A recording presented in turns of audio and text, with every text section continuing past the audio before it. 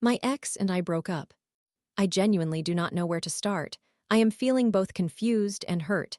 This narrative is rather lengthy, so please get comfortable and perhaps grab some snacks.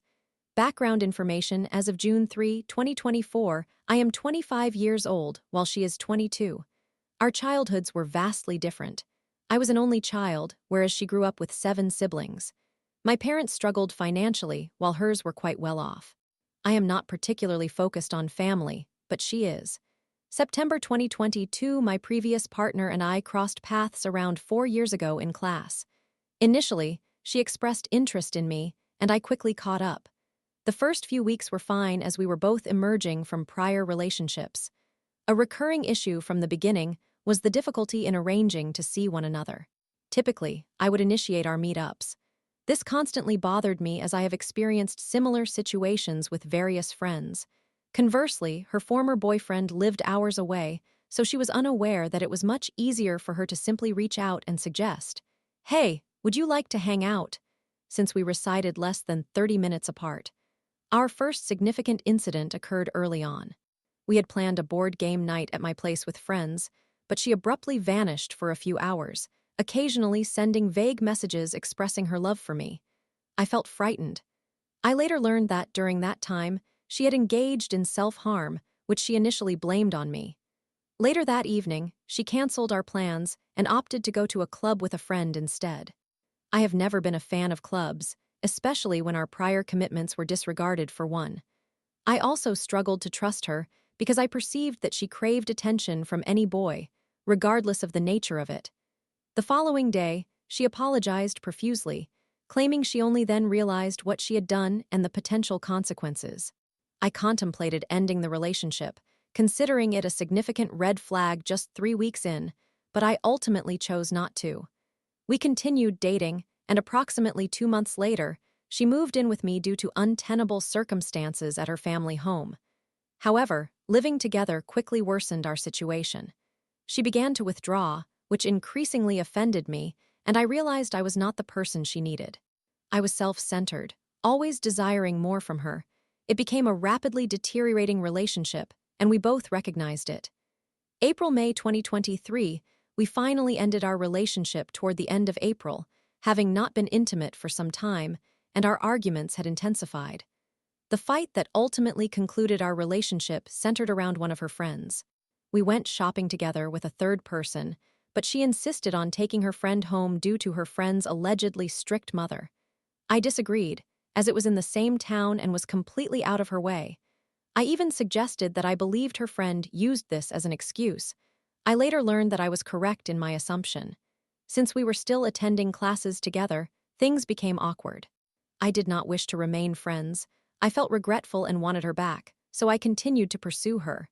On the other hand, she needed her space and distanced herself from me, which was understandable. She frequently mentioned going out, and I felt hurt because we were not doing the same. Eventually, she concluded that friendship was unfeasible at that moment, leading to a souring of our dynamic. Luckily, the school year ended, providing me with some distance. Summer 2023, fast forward to September, I had briefly dated someone else over the summer, but it was nothing serious. Similarly, she had also dated someone else for about a month in June. I believe I may have spoken to her once during that period. September 2023, we found ourselves in the same class again for our 3rd year. I arrived on time, and she chose to sit next to me, immediately trying to rekindle our friendship. To be honest, I was not interested. Yes, we had dated, but I believed we were too incompatible, and what she sought was not what I desired. At this stage in my life, I was simply craving peace. One of the first things she mentioned was drama regarding her friend group, which made me think, I do not want to deal with this. Unfortunately, I lacked the confidence to express my thoughts and went along with it anyway. This eventually reached a boiling point when we were assigned a project together for class, but she had not attended class for 6 weeks. Currently, we are in week 8, and the project is due in 2 weeks. I texted her to see if we could meet and work on the project. I suggested that she come over to my place for 3 reasons. First, I have my own space. Second, it would be quicker for her to get to me than vice versa.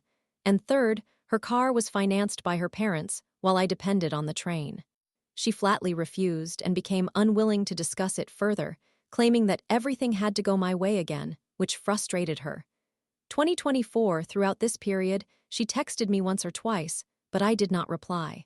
May 2024, in May or possibly earlier, I heard a concerning rumor about her and decided that given its nature, I should at least check if she was aware of it.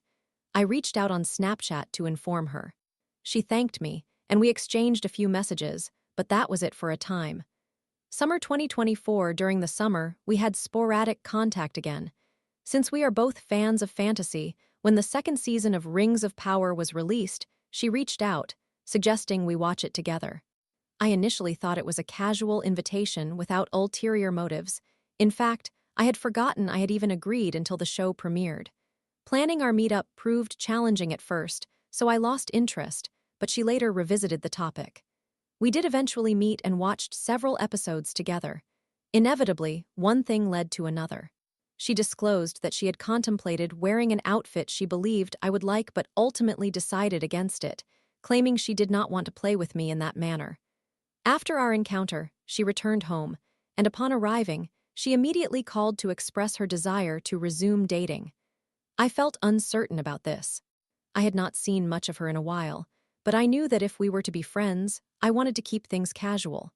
While I did not blame her entirely, I recognized that there was often a drama that permeated her life, and I did not wish to be involved in it. Nevertheless, she assured me that she had matured during the time apart. Despite my lack of confidence, I agreed, stating, "Yes, but let's take things slowly. I want to do it right this time." September 2024, initially, things were fine, but I would be dishonest if I claimed I did not harbor doubts. After all, this was my ex we were discussing, and her maturity was a point of skepticism. A recurring conflict was my home being well-maintained and hers, now living alone, not. I have always prioritized cleanliness.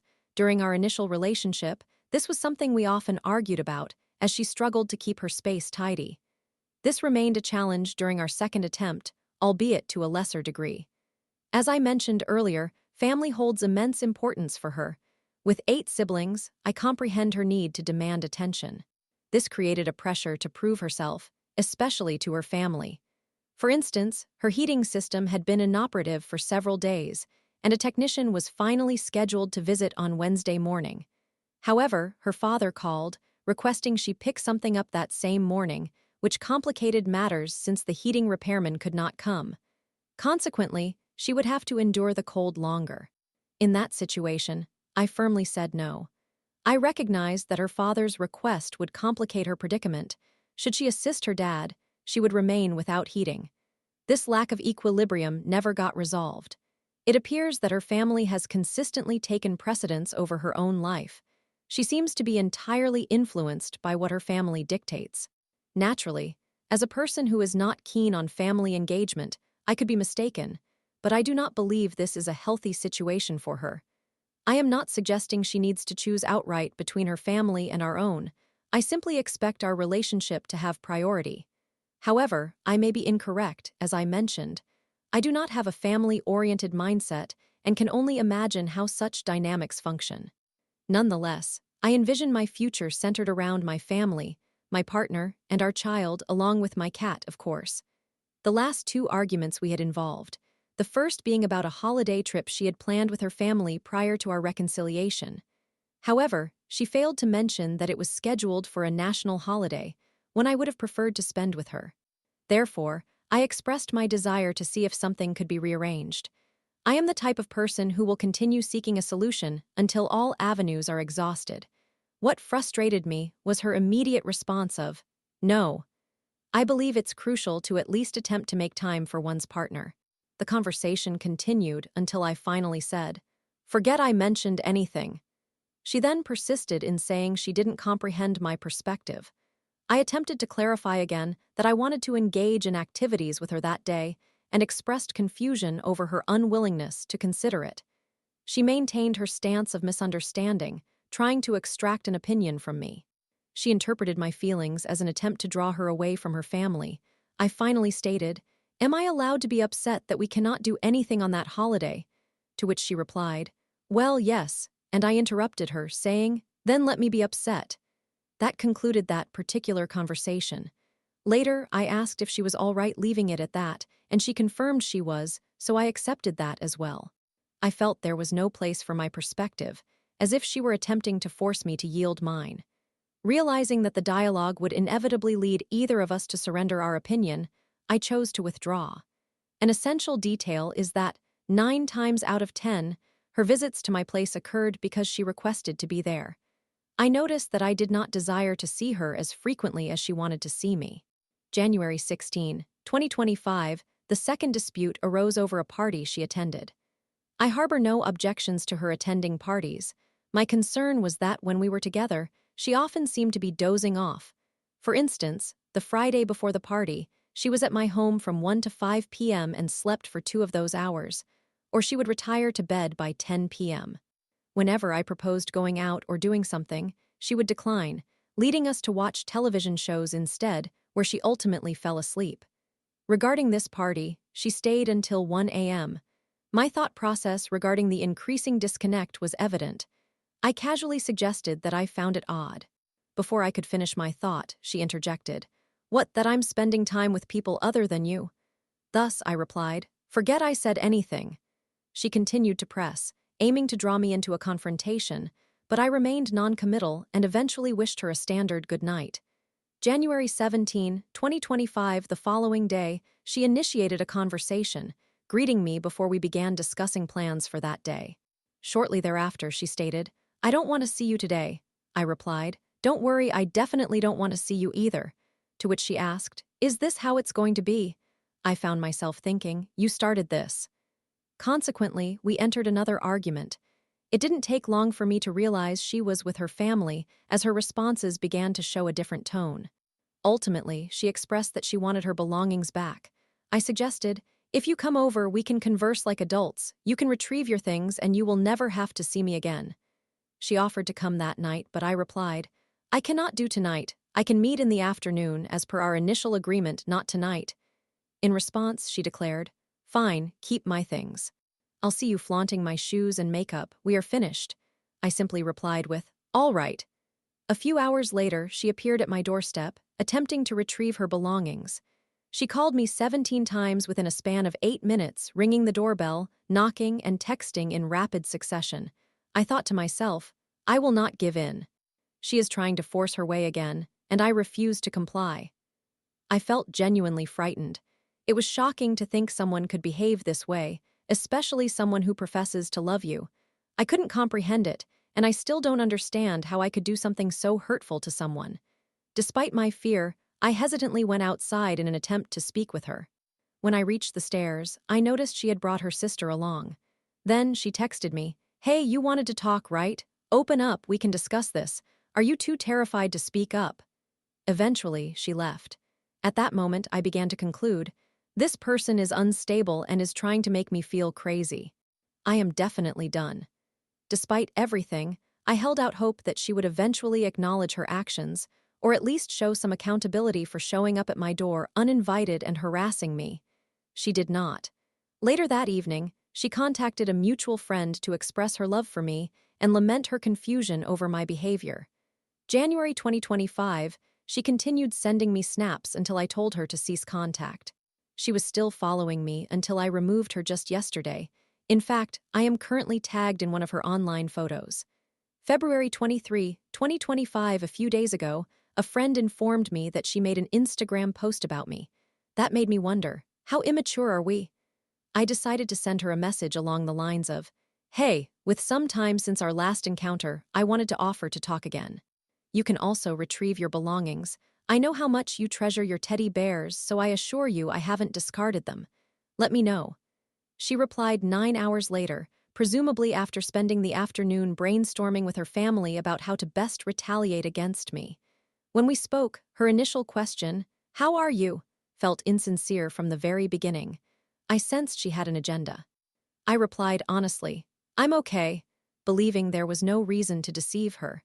She then took it upon herself to mention attending a party, claiming she only returned home around 4 p.m. It seemed like an attempt to reference our last argument. In response, I said, "Live your life." To which she responded, "I most certainly will." Then she added, But moving on, I don't think talking is going to help me, I replied. I believed that it would help me, hoping she might care enough to reconsider. However, she refused, insisting that her healing had commenced 2 weeks prior and that I should have reached out then. It seemed that she was firmly convinced she did nothing wrong and that hearing my perspective would shatter her self-image. The entire conversation felt scripted, particularly the first half, as if she had rehearsed it. The latter part of the call grew more interesting. She concluded the first half by demanding her things back, and I told her I would get back to her on that. The call ended, but I remembered something I had intended to say. So we called again, and I mentioned, "The reason I didn't pursue you was that I hoped you would take the initiative." In response, she stated, "Oh no, you definitely had the wrong expectations." This confirmed my worries about her maturity, which I stated aloud. At that point, her facade crumbled. She became angered and claimed it wasn't solely her responsibility to reach out. To which I replied, realistically, it was a mutual responsibility. She countered with, "No, I don't think that it was."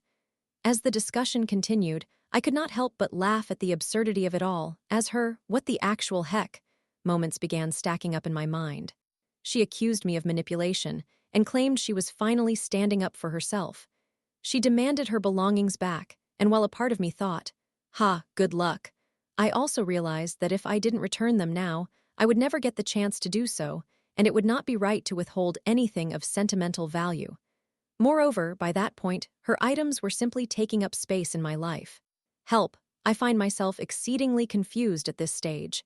I'm quite convinced that her actions showing up at my door, contacting my friend, indicate that I am finished with her. However, she does not seem willing to take any responsibility. It feels like I have done everything wrong. I would be lying if I said there isn't an inkling of doubt in my mind, given the strength of her convictions. Her self-righteousness is incredibly perplexing. If you've made it through this entire account, I appreciate your willingness to listen to my story. I would like some feedback on it, as I feel my judgment of what is normal and what is not has somewhat derailed. Tell me what I did wrong, what she did wrong, what could have been done better, any questions, and what actions I should take. Please be as thorough as you wish. I have attempted to include as much detail as possible from both perspectives to present the clearest picture. I am contemplating reaching out to her sister to share my side of the story, leaving it up to her to determine if she will relay this to my ex. That sister is more mature and with whom I typically got along well. Thank you. Story 2. Landscaper's Survey. I recently came across a top post discussing the issue of repeatedly participating in a bank survey, which brought back memories of my own survey experience. Approximately 3 years ago, my wife and I purchased our home. At that time, we realized that much of the house maintenance had been neglected. The previous tenants did not take care of it. One of the significant tasks that needed attention was a complete replacement of the driveway, as the original had not been updated or maintained in nearly 30 years. Anticipating the need to replace the driveway, my wife and I began planning for the upcoming project. We decided that we would also like to extend our driveway.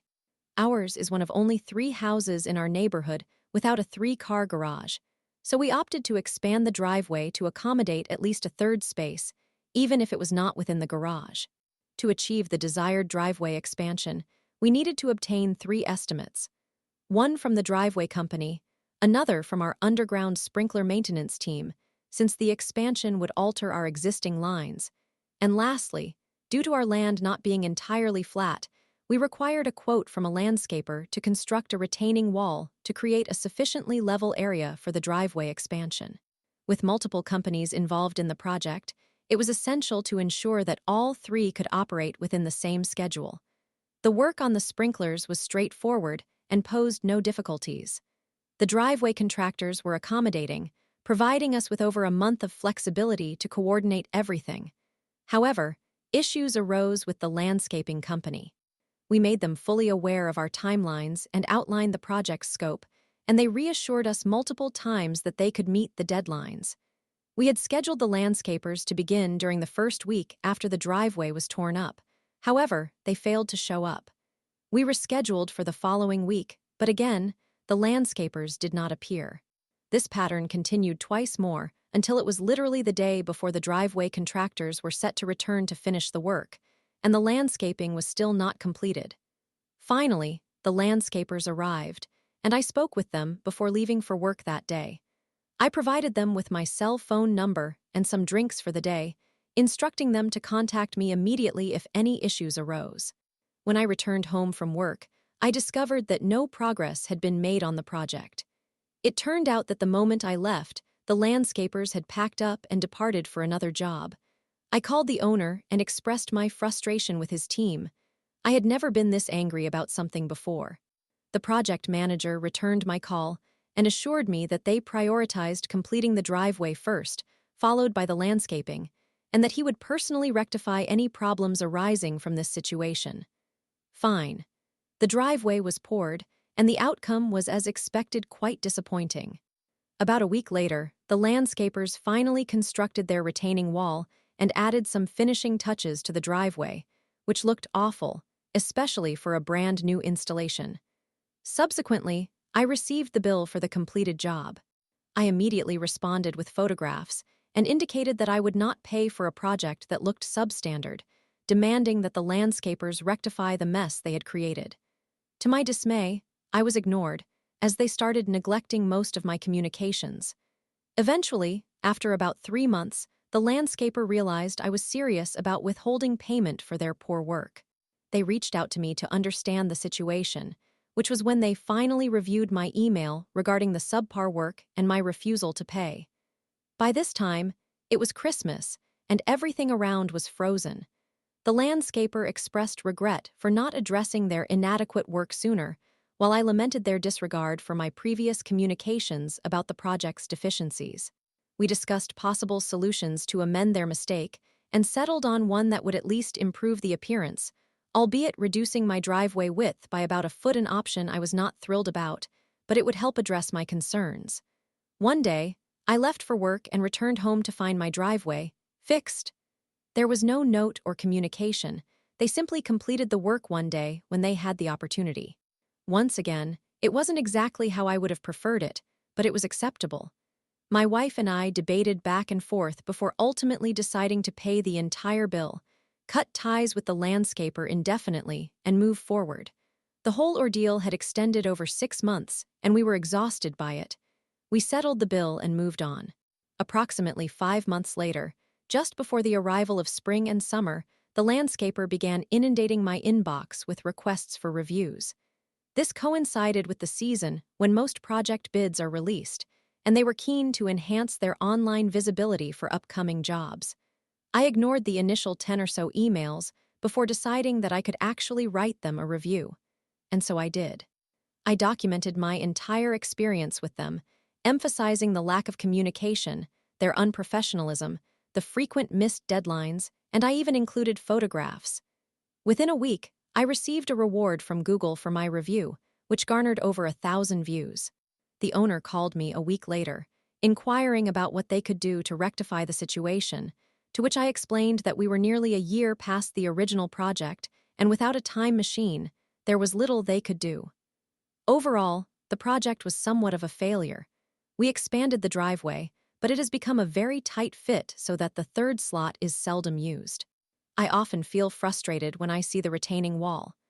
I did receive numerous Google rewards for my review, and I hope it prevented many others from experiencing the headache I suffered with the landscaper. I was prepared to let them take advantage of me and simply move on with a lesson learned, but they persistently continued their email campaign. Perhaps it would be wise not to solicit reviews from those you have wronged.